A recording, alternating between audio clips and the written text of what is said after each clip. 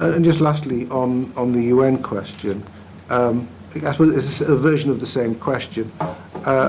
You've talked about the UN concern about blue wash, that they didn't want to give retrospective endorsement to what the coalition had done.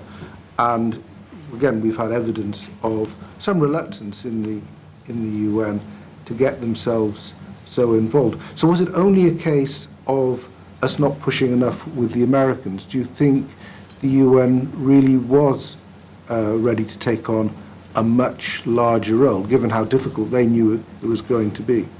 Tony Blair had a conversation with Kofi, and Kofi said, we don't want to run post-war Iraq.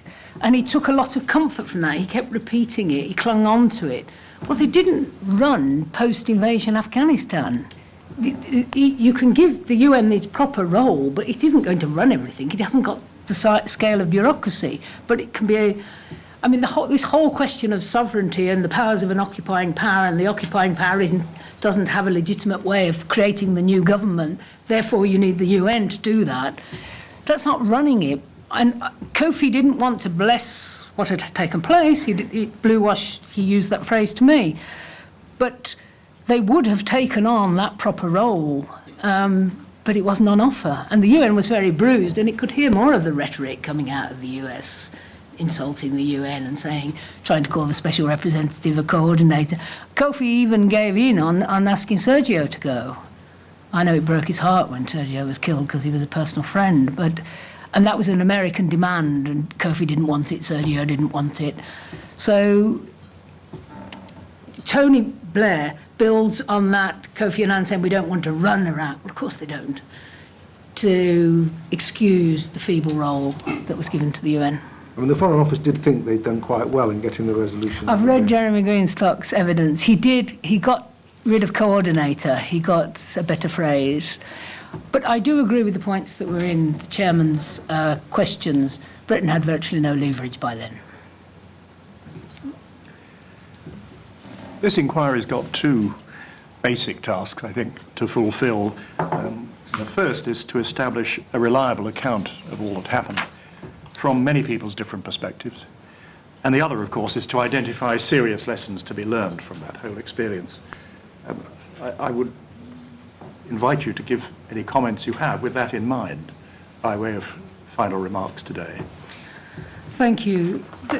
The first lesson is for the Whitehall system in its relationships with the Department for International Development. If we're in a post-conflict or post-major emergency, you've got to involve DFID in the bigger picture. You can't just leave the humanitarian.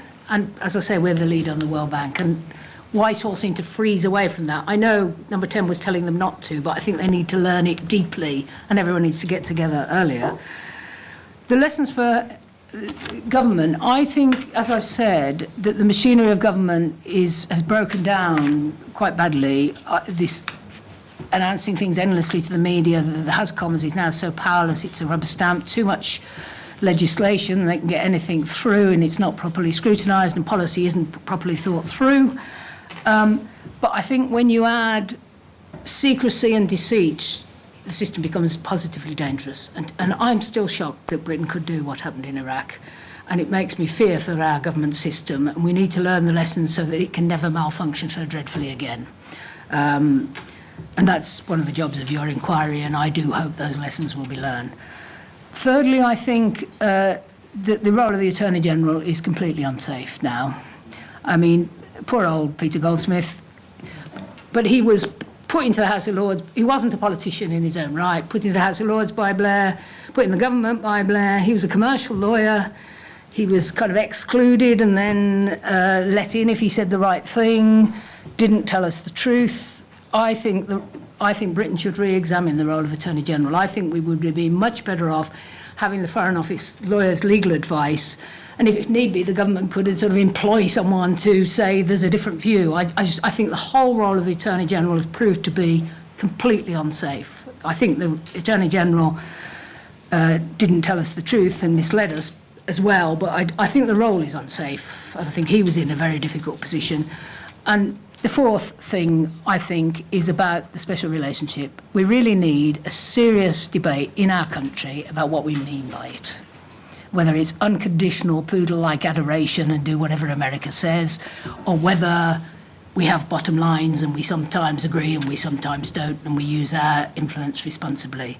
And I think we've ended up humiliating ourselves and being a less good friend to America than we could have been if we'd stood up for an independent policy. But that's a bigger question, because you should see when America asks for something, the Prime Minister and the Chancellor all get terribly excited and love America being asking us to do something. And we really need to rethink that. Those are my lessons. Thank you very much.